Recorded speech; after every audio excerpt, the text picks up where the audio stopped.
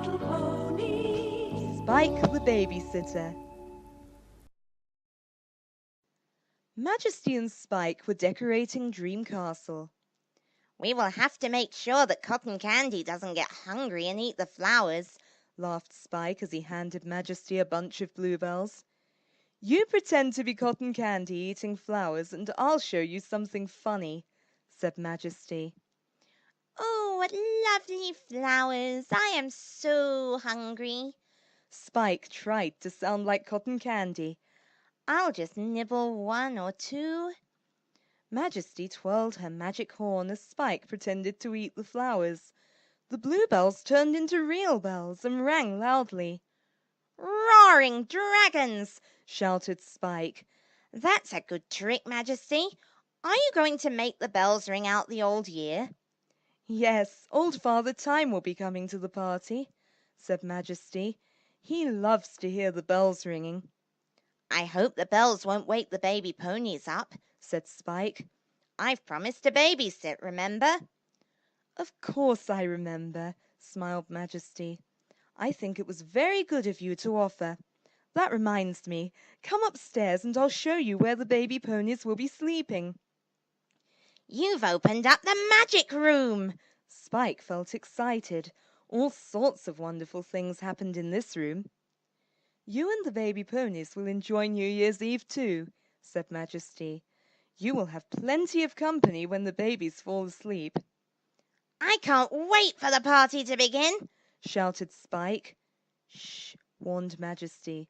Don't disturb the magic. Come on, let's go down and finish putting the decorations up. It was 10 o'clock at night. Spike, helped by the magic room, was telling the baby ponies one last story. "Once upon a time there were 53 dragonflies," said Spike, and 53 dragonflies flew around the room. "Make one want an apple?" begged Baby Applejack. "One wanted an apple," laughed Spike, and watched as one of the dragonflies found an apple inside Baby Applejack's ear. "Find some balloons in my rocking chair," whispered Baby Surprise to another dragonfly. All the baby ponies stamped and danced as balloons floated around the room. "I am so tired," Baby Firefly yawned. "Muddle me, now you've made it time to go to sleep," sighed the others. The 53 dragonflies had a lovely time, then flew home to bed, said Spike, tucking the baby ponies into their beds. "I wish the clock would play a lullaby," whispered Baby Glory, then smiled with delight as her wish came true. "All asleep at last," thought Spike a little while later. "I wonder if there's any magic left for me." "I hope so, dear dragon." And Spike looked in amazement at the little cherub on his knee. I can tell what you're thinking, explained the cherub. I can tell all sorts of things, but the trouble is there is one special thing I've got to do and I can't remember what it is. Can you make the magic help me? "I don't know," said Spike. "Is it anything to do with dragons?" Nothing to do with dragons. A puff of smoke appeared, then disappeared, leaving a tiny golden key on the floor. "I wonder if you've got to use this key to get out of somewhere." Spike picked the key up. "Not to get out, to let himself in," whispered the key. To let me in, said the cherub. Let myself in where? Everywhere, whispered the key, after the bells have rung. "The bells are ringing now," said Spike. "The old year is going out."